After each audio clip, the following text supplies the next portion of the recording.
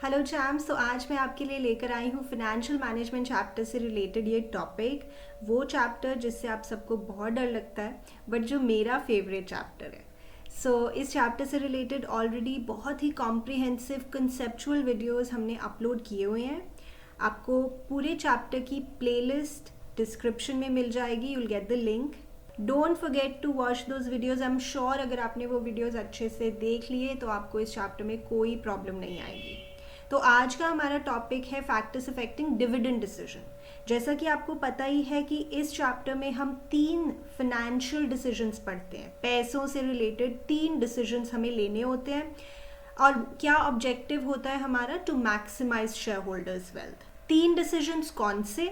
Financing decisions कि पैसा कहाँ से रेज करें, डेट से रेज करें या इक्विटी से रेज करें, जिससे related choice of capital structure का वीडियो आई हैव अपलोडेड, आपको लिंक मिल जाएगा आई बटन में। सेकेंड, इन्वेस्टमेंट डिसीजंस, पैसा कहाँ पे लगाएं, कहाँ पे इन्वेस्ट करें। उसमें भी 2 तरह के होते हैं, शॉर्ट टर्म इन्वेस्टमेंट डिसीजंस और long term investment decisions. Short term investment decisions को हम वर्किंग कैपिटल डिसीजंस भी कहते हैं और लॉन्ग टर्म इन्वेस्टमेंट डिसीजंस को कैपिटल बजटिंग डिसीजंस भी कहते हैं। और जो लास्ट होता है डिविडेंड डिसीजन। डिविडेंड डिसीजन मतलब आउट ऑफ प्रॉफिट्स कंपनी कितना डिस्ट्रीब्यूट करे dividend to the share holders और कितना रिटेन कर ले। रिटेन करना भी ज़रूरी है, you know, for contingencies, for emergency situations. Okay, फिर भी मैं एक बार बताती हूँ कि डिविडेंड होता क्या है। जैसे ये कंपनी है, आपको पता है जब कंपनी को फंड्स की ज़रूरत होती है तो वो या तो बैंक से लोन ले ले या डिबेंचर्स इशू कर दे या शेयर्स इशू कर दे। ठीक है, तो जैसे ये मान लीजिए शेयर होल्डर्स हैं, इन्होंने कंपनी को पैसा दिया हुआ है। These are the share holders. Share holders आपको पता है ओनर्स होते हैं। तो ओनर्स को क्या मिलता है? प्रॉफिट मिलता है, राइट। सो कंपनी में जो प्रॉफिट होता है उसमें से कुछ हिस्सा इनको मिल जाता है as dividend. At the end of the year जब प्रॉफिट्स होते हैं उसमें से कुछ हिस्सा हम शेयर होल्डर्स को दे देते हैं, which is actually profit obviously, which is called dividend. और प्रॉफिट्स में से कुछ हिस्सा रिटेन भी करना होता है, जिसको आप रिटेन्ड अर्निंग्स बोलते हैं या सेविंग्स बोलते हैं, कॉर्पोरेट सेविंग्स, राइट।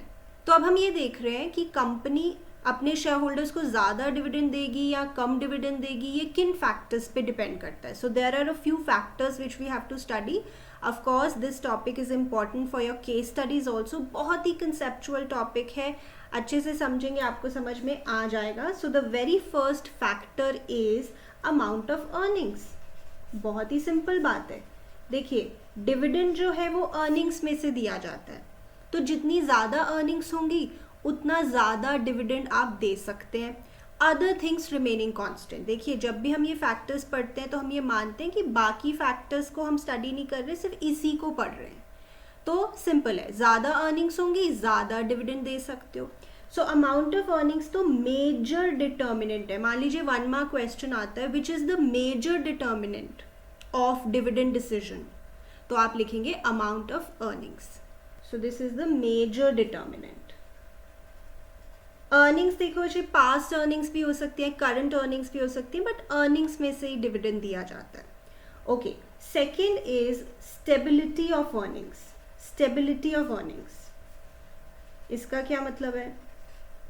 देखिए, मैं आपके सामने 2 सिचुएशंस रखती हूँ, आप खुद ही बता पाओगे। मान लीजिए ये कंपनी नंबर 1 है, इसकी जो अर्निंग्स है ना वो मोर और लेस स्टेबल ही है, मोर और less same type of profits ये अर्न करती है। और एक कंपनी 2 है जिसकी बहुत ही अनस्टेबल अर्निंग्स है, कभी बहुत ज़्यादा कभी बहुत कम, there is no stability in its earnings. तो आपको क्या लगता है, which company is in a better position to pay higher dividends? What do you think? Definitely, company with stable earnings is in a better position to pay higher dividends. Why? Because जैसे ये company है जिसकी unstable earnings है, जैसे यहाँ पे earnings बहुत ज़्यादा हुई बट फिर भी ये ज़्यादा डिविडेंड नहीं दे पाएगी, क्योंकि इसको पता है अगले साल मेरी अर्निंग्स में डिप भी आ सकता है, मेरी तो अर्निंग्स बहुत ही अनस्टेबल है, मुझे तो ज़्यादा रिटेन करना पड़ता है बिकॉज कभी भी कुछ भी हो सकता है। So a company with stable earnings is in a better position to declare higher dividends compared to a company which has unstable earnings. I hope this is easy to understand. Let us also read from the book. Other things remaining constant, a company having stable earnings is in a better position to declare higher dividends. As against this, a company having unstable earnings is likely to pay smaller dividend. Simple है. Okay अगला point है stability of dividends. देखो एक है stability of earnings, एक है stability of dividends. क्या difference है इसमें? देखिए बच्चे, हर किसी को स्टेबिलिटी पसंद होती है. कंपनी भी चाहती है कि हम मोर और लेस डिविडेंड जो है पर शेयर वो स्टेबल सा दें, ऑलमोस्ट सेम सा दें हर साल. So every company tries to stabilise dividend per share. Of course ये बहुत सारी चीज़ों पे डिपेंड करता है, but yes in general companies कोशिश करती हैं कि वो मोर और लेस स्टेबल डिविडेंड दें हर साल. तो क्या होता है, मान लीजिए कंपनी है, उसके नॉर्मल प्रॉफिट्स चल रहे हैं और एक साल बहुत ज़्यादा प्रॉफिट्स हो गए. तो अगर तो कंपनी को लगता है कि ये ज़्यादा प्रॉफिट्स टेम्पररी हैं, ये बाय चांस ज़्यादा हो गया इस साल, वैसे हमने कोई ऐसा काम नहीं किया है जिससे अब हमारा अर्निंग पोटेंशियली बढ़ गया है, ये बाय चांस हो गया है. तो अगर कंपनी को लगता है कि ये increase in my profits is temporary in nature, तो कंपनी डिविडेंड नहीं बढ़ाएगी इस साल भी, इवन दो प्रॉफिट ज़्यादा है. बिकॉज उसको पता है ये टेम्पररी है, अगले साल फिर प्रॉफिट्स कम होंगे. तो अगर हमने अभी शेयर होल्डर्स को ज़्यादा डिविडेंड दे दिया तो उनकी एक्सपेक्टेशंस बढ़ जाएंगी for the next year also, और नेक्स्ट ईयर हम ये एक्सपेक्टेशन पूरी नहीं कर पाएंगे. यानी अगर कंपनी को लगता है कि मेरे प्रॉफिट्स बढ़े तो हैं बट ये टेम्पररी है, तो वो अपना डिविडेंड नहीं बढ़ाएगी. बट हाँ, अगर कंपनी को लगता है कि उसका अर्निंग पोटेंशियल बढ़ गया है, उसने नई नई ब्रांचेस खोल ली हैं, उसको बहुत अच्छे प्रोजेक्ट्स मिल गए हैं और अब हर साल अच्छे ही प्रॉफिट्स होने वाले हैं, ज़्यादा ही प्रॉफिट्स होने वाले हैं, तो येस फिर वो डिविडेंड इंक्रीज कर देगी. सो द कंक्लूजन इज कि अगर इंक्रीज इन प्रॉफिट्स टेम्पररी लग रहा है तो वो अपना डिविडेंड चेंज नहीं करेगी. But if the earning potential of the company has actually gone up, तो वो अपना डिविडेंड बढ़ा देगी. सिमिलरली अगर कंपनी की अर्निंग्स किसी साल कम हो गई हैं बाय चांस, बट कंपनी को लग रहा है ये टेम्पररी है, तो वो अपना डिविडेंड कम नहीं करेगी. उसको लग रहा है कि नहीं, this is by chance, it has happened, next year तो हमारी अर्निंग्स फिर से वैसी ही होंगी जैसे पहली हो रही थी. तो अगर टेम्पररी चेंज है आपकी अर्निंग्स में तो आप डिविडेंड को चेंज नहीं करेंगे. बट अगर आपको लगता है कि चेंज परमानेंट है तो आप अपने डिविडेंड को कम या ज़्यादा करेंगे. Why? Because you always try to stabilise dividend per share. Okay, let us see from the book. Companies generally follow a policy of stabilizing dividend per share. The increase in dividends is generally made when there is a confidence that their earning potential has gone up. And not just the earnings of the current year. सिर्फ एक साल की earning ज़्यादा हो गई तो आप dividend नहीं बढ़ाओगे जब तक आपको ऐसा कॉन्फिडेंस ना हो कि सच में अब आपका पोटेंशियल बढ़ गया है. In other words, dividend per share is not altered if the change in earnings is small और is seen to be temporary in nature. I hope you got it. Okay शैम, so the next point is growth opportunities. ये थोड़ा ध्यान से समझिएगा. मान लीजिए company है और उसके सामने बहुत सारी ग्रोथ अपॉर्चुनिटीज़ हैं. उसको लग रहा है कि आने वाले टाइम में मैंने बहुत ग्रो करना है, मैंने नई नई ब्रांचेस खोलनी है, नए प्रोडक्ट्स इंट्रोड्यूस करने हैं, बहुत सारे एम्प्लॉयज़ को हायर करना है. तो उसको लग रहा है कि उसका बहुत अच्छा ग्रोथ पोटेंशियल है, उसने आने वाले समय में बहुत तरक्की करनी है. तो अगर ग्रोथ पोटेंशियल ज़्यादा है तो कंपनी को ना अभी रिटेन ज़्यादा करना चाहिए, बिकॉज आने वाले टाइम में उसको पैसों की ज़रूरत होगी. तो सेव थोड़ा ज़्यादा करके रखो. और अगर सेव ज़्यादा करोगे तो फिर बताओ डिविडेंड तो आप कम दे पाओगे अगर आप रिटेन ज़्यादा कर रहे हो. सो अगर कंपनी को अपना ग्रोथ पोटेंशियल बहुत ज़्यादा दिख रहा है तो वो अभी डिविडेंड कम देगी क्योंकि वो सेव करना चाहती है फ्यूचर के लिए. अब मान लीजिए कंपनी है जिसको इतना ज़्यादा ग्रोथ पोटेंशियल नहीं दिख रहा, हो सकता है उसको लग रहा हो जितना मैंने ग्रो करना था कर लिया है, अब इतना कोई ज़्यादा ग्रोथ मुझे दिख नहीं रही है फ्यूचर में, तो मुझे इतना रिटेन करने की ज़रूरत नहीं है. I can retain less and I can pay out more dividend. Right, ये पॉइंट जनरली बच्चों को थोड़ा कंफ्यूजिंग लगता है. उनको लगता है नहीं ग्रोथ करनी है, मतलब ग्रोथ होगी फ्यूचर में तो डिविडेंड ज़्यादा, बट ऐसा नहीं है, ये फ्यूचर में होनी है ना. So right now you have to plan for it, right now you have to save more so you can pay less dividend.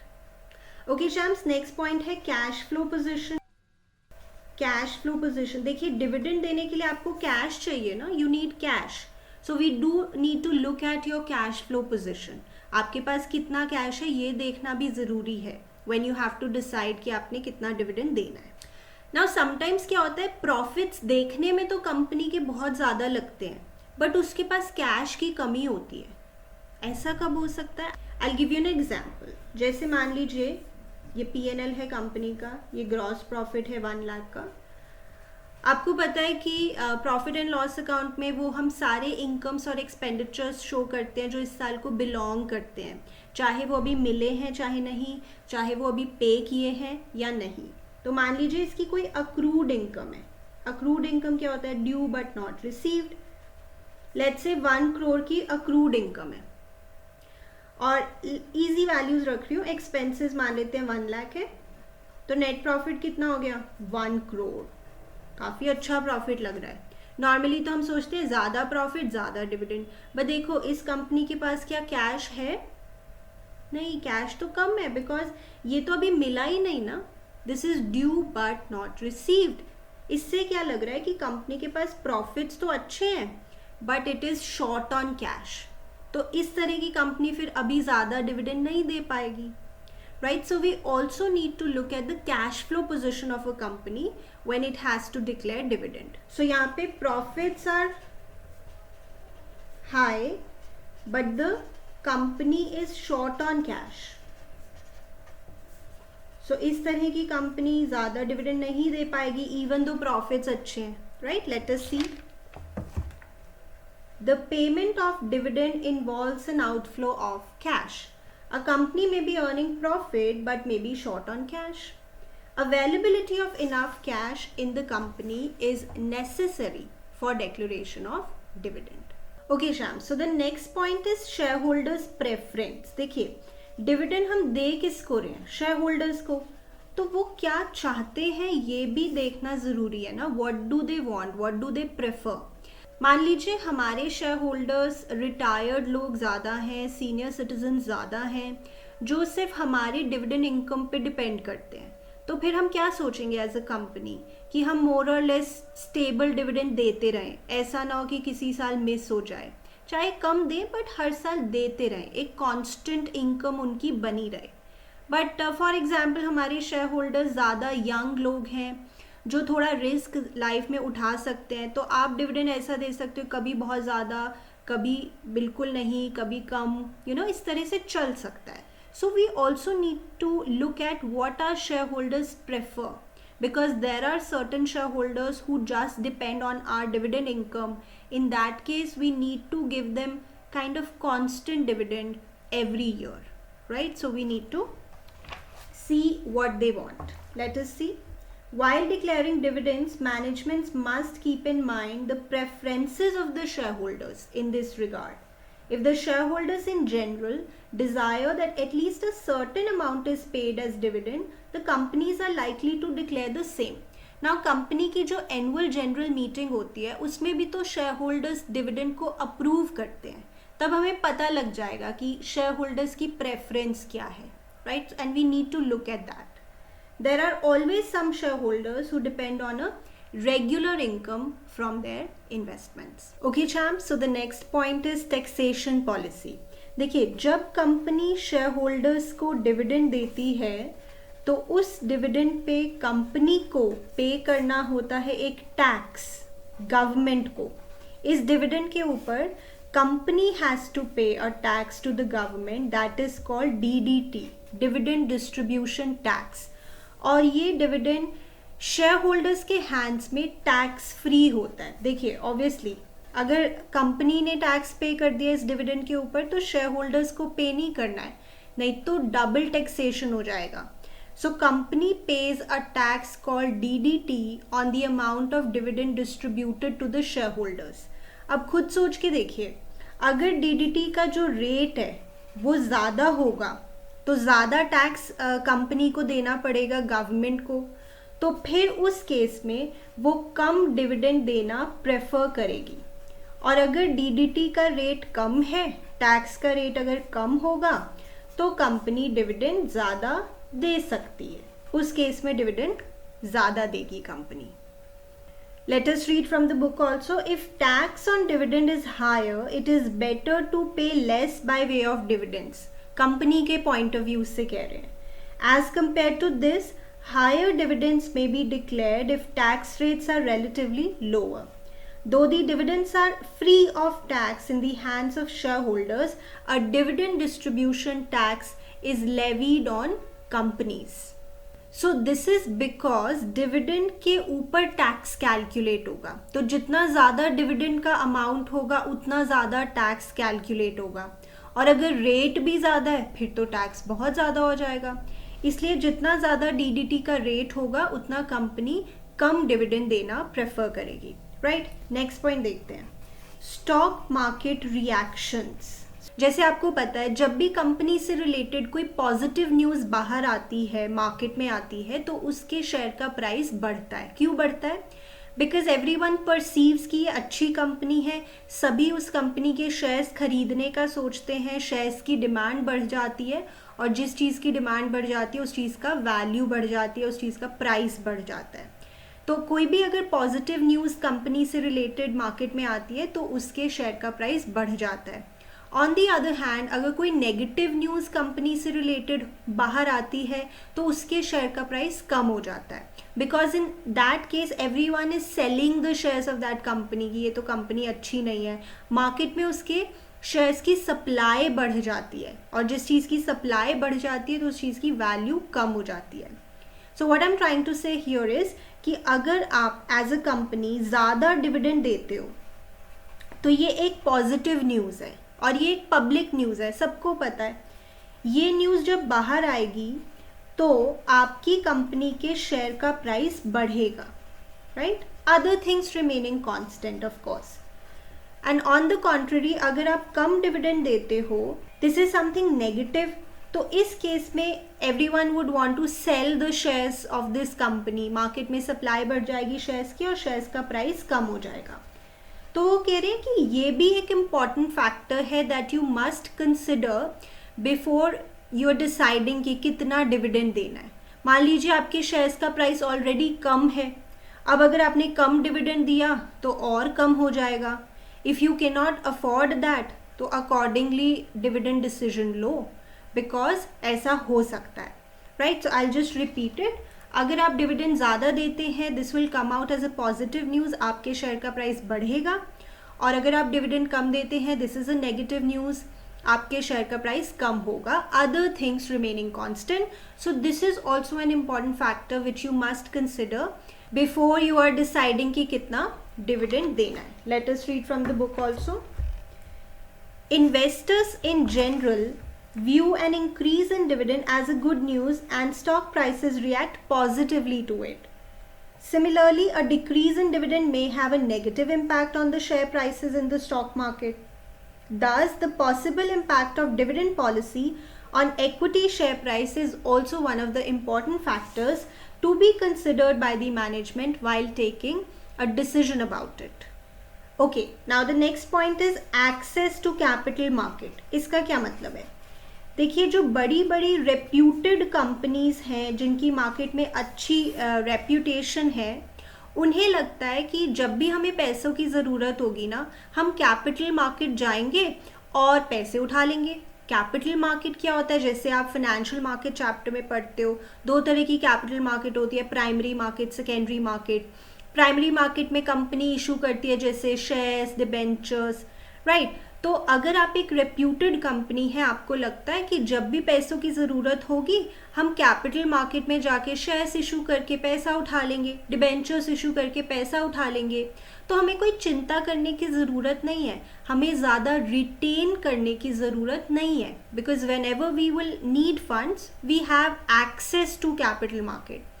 On the other hand अगर कोई ऐसी कंपनी है जिसकी इतनी अच्छी रेप्यूटेशन नहीं है या वो अभी एक न्यू कंपनी है, तो उसको लगता है कि ऐसा प्रिविलेज मेरे पास नहीं है कि जब भी पैसों की कमी होगी तो हम कैपिटल मार्केट जाके शेयर्स इशू कर देंगे, मेरी तो इतनी रेप्यूटेशन ही नहीं है, कोई शेयर्स खरीदना ही नहीं चाहेगा. तो इस केस में आपको रिटेन ज़्यादा करना चाहिए, because in case of emergency you will need funds. So let me repeat. अगर आप एक रेप्यूटेड कंपनी है, आपको लगता है कि you have an easy access to the capital market, whenever you need funds you can go and issue shares and raise money. In that case, you do not need to worry, you do not need to retain a lot of money. आप अगर थोड़ा कम भी save करोगे चलेगा. In that case, you can give more dividend, right? आप ज़्यादा dividend दे सकते हो. On the contrary, अगर आप इतनी ज़्यादा रेप्यूटेड कंपनी नहीं है, आप एक कंपैरेटिवली छोटी कंपनी है, नई कंपनी है, आपको लगता है इजी एक्सेस नहीं है टू कैपिटल मार्केट, फिर आप रिटेन ज़्यादा करोगे और डिविडेंड कम दोगे. Other things remaining constant. Let me also read from book here. Large and reputed companies generally have easy access to capital market and therefore may depend less on retained earnings to finance the growth. These companies tend to pay higher dividends than smaller companies which have relatively less या low access to the market. So champs, the next point is legal constraints. देखिए, जब आप companies act 2013 पढ़ेंगे तो उसमें आप देखेंगे कि कंपनी को जब डिविडेंड देना होता है शेयर होल्डर्स को, तो बहुत सारे लीगल प्रोविजंस भी फॉलो करने होते हैं कि आपको इतना पैसा रिजर्व में रखा होना चाहिए, इतने रेट से ज़्यादा डिविडेंड आप नहीं दे सकते, and things like that. So these constraints, these provisions also need to be followed, right? जो भी लीगल कॉन्स्ट्रेंट्स हैं वो भी हमें ध्यान में रखने पड़ेंगे when we are declaring dividend. Okay, let us see. Certain provision of the Companies Act place restrictions on payouts of dividend. Such provisions must be adhered to. Adhered to मतलब followed while declaring dividend. Okay. Then the last point is contractual constraints. Very simple again, contractual constraints. But ये important है, ध्यान से सुनिएगा. देखिए, मान लीजिए मैं एक कंपनी हूँ और मैंने बैंक से लोन लिया हुआ है, ठीक है, या किसी भी फाइनेंशियल इंस्टीट्यूशन से लोन लिया हुआ है. तो बैंक ने मुझ पे रिस्ट्रिक्शन लगा दी है कि आप इतने से ज़्यादा डिविडेंड नहीं दे सकते शेयर होल्डर्स को. तो अगर लेंडर ने कुछ ऐसी रिस्ट्रिक्शंस लगा दी है मुझ पे, तो उनको भी मुझे फॉलो करना पड़ेगा, उनको भी मुझे अडियर टू करना पड़ेगा ना. आपको क्या लगता है बैंक मुझ पे ऐसी रिस्ट्रिक्शंस क्यों लगाएगा? ऑब्वियसली बिकॉज बैंक को अपना डर है कि पता नहीं मुझे ये कंपनी इंटरेस्ट दे ना दे, टाइम पे रीपेमेंट ना करे अगर लोन की, तो फिर मेरे लिए प्रॉब्लम हो जाएगी. इसलिए इस पे थोड़ी रिस्ट्रिक्शंस लगा दो कि तुम इतने से ज़्यादा डिविडेंड नहीं दोगे, क्योंकि बैंक को अपना इंटरेस्ट है, कि बैंक को अपना डर है, पहले मुझे पैसे मिल जाएं फिर बाकी बातें होंगी. सो इन शॉर्ट, अगर लेंडर ने आप पे कोई रिस्ट्रिक्शंस लगाई हैं on pay out of dividend, then that also needs to be followed. तो थोड़ा केयरफुल. ये जो कॉन्स्ट्रेंट्स हैं ये लॉ ने लगाए हैं, जैसे कंपनीज एक्ट 2013. और ये जो कॉन्स्ट्रेंट्स हैं, ये जो रिस्ट्रिक्शंस हैं, ये लेंडर ने मुझ पे इम्पोज की है या फाइनेंशियल इंस्टीट्यूशन ने जिससे मैंने लोन लिया है, राइट? यहाँ देखते हैं. While granting loans to a company, sometimes the lenders may impose certain restrictions on the payout of dividends in future. The companies are required to ensure that the dividend does not violate the terms of the loan agreement in this regard. So we also need to take care of whatever is written in the loan agreement, right? So I hope this topic is clear to you. Please like the video अगर आपको समझ में आया. Subscribe to our channel for more insights and content full of knowledge, and I'll see you in my next video.